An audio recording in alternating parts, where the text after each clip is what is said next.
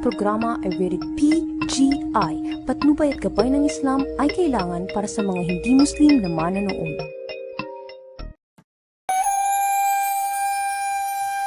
Kaya kong marating ang pinakamalayong lupain. Kaya kong maglakbay kahit na madilim. Kaya kong lumipad sa piling ng mga ulap. Kaya kong sisirin ang lalim ng dagat. Lumipad sa ulap, sumisid sa dagat. Maglakbay sa lupa, gabi gawing maliwanag. Sa mga kwento ni Lolo, Assalamualaikum warahmatullahi ta'ala wabarakatuh mga bata. Waalaikumsalam.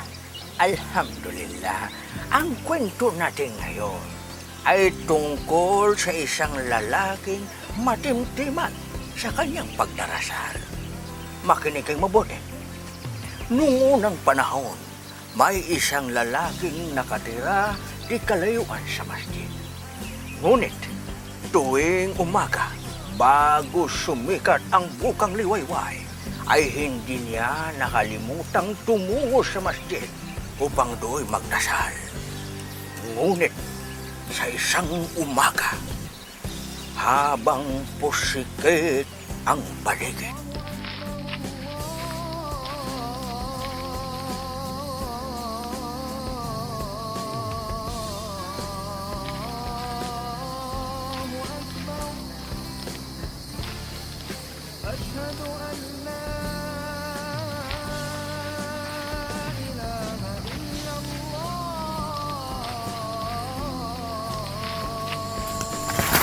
Subhanallah. Assalamualaikum, Fatima. Waalaikumsalam. Subhanallah, ano nangyari sa'yo? Huwag ka na masyado magkalala. Nadulas lang ako dyan. May napakan yata ako kung ano. Nauto-balance ako yun. Nadulas ako.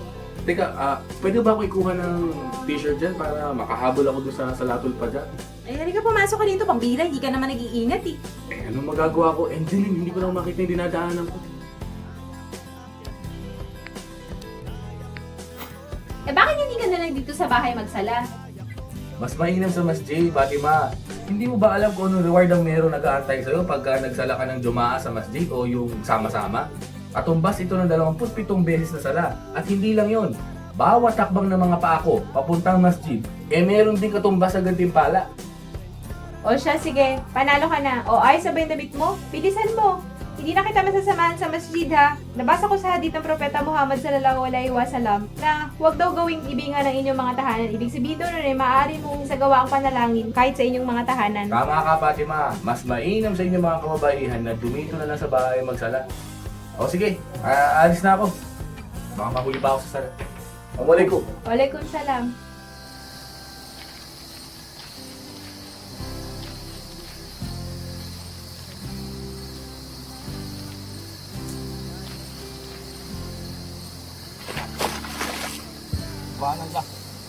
Alam mo, Barakman, huwag mo sabihin na dalas ka na naman.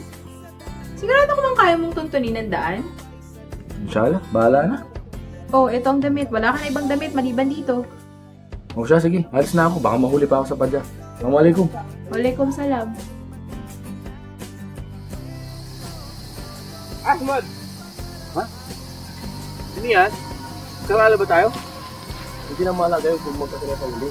Halika, hayaan mo ang naman ko yung daanan. Halika, kapatid. Maraming salamat, kapatid. Kapatid, dumating ko. Nakailang beses na nadapaan. Ano ba?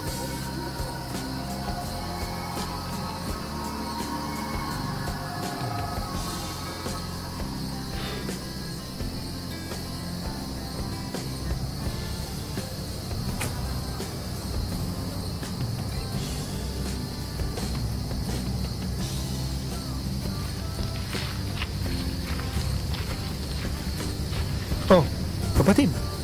Hindi ka ba papasok para magdasal? Ay, sige lang. Mauna ka na.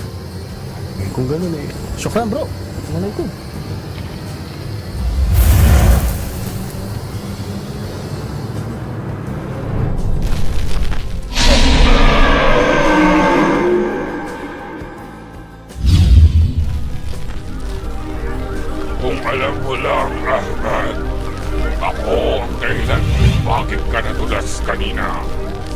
Ngunit nang ikaw ay bumangon, nagbihis at tumungo sa masjid, napaglalaman kong ang iyong kasalanan ay pinatawad ni Allah. Kung alam mo lang, Ahmad, ako ang dahilan kung bakit ka huling nadulas sa ikalawang pagkakataon. Ngunit nang ikaw ay bumangon, nagbihis at tumungo muli sa masjid, napag-alaman kong ang kasalanan ng iyong pamilya ay pinatawad ni Allah. Kaya't nang ikaw ay muling bumangon, nagbihis at tumungo sa masjid, siniguro kong tamlawan ng iyong landas upang hindi ka na muling madulas. Dahil nangangamba kong baka ang kasalanan naman ng lahat ng tao sa baryong ito ay mapatawad ni Allah. Mapalad ka, Ahmad! Mapalad ka! Mapalad yaong mga taong kailanman ay hindi ipinagpapalit ang laksa-laksang biyaya ng pagsasala.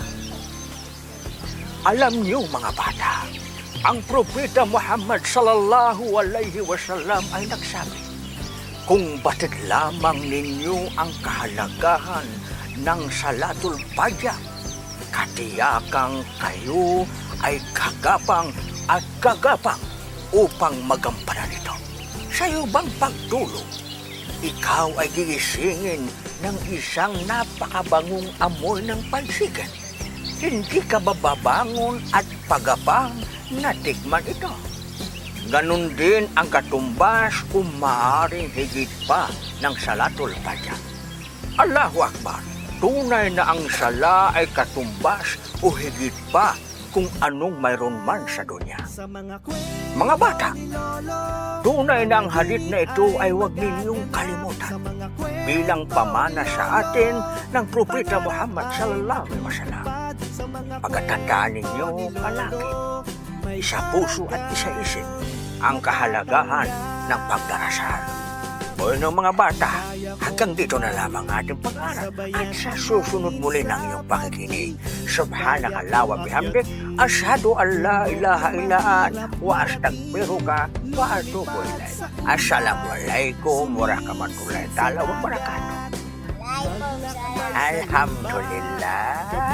Alhamdulillah.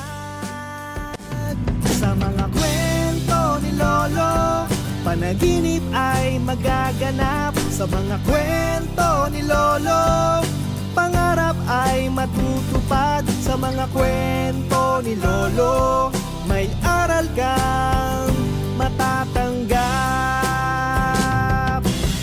Kaya kong marating, kaya kong maglakbay, kaya kong lumipad, kaya kong sumisid, kaya kong umawi, kaya kong akyatin, kaya ko, oh kaya ko, lahat ay kaya kong gawin. Sa mga kwento ni Lolo, panaginip ay magaganap. Sa mga kwento ni Lolo, pangarap ay matutupad. Sa mga kwento ni Lolo, may aral kang matatanggap. Panaginip ay magaganap. Sa mga kwento ni Lolo, pangarap ay matutupad. Sa mga kwento ni Lolo, may aral kang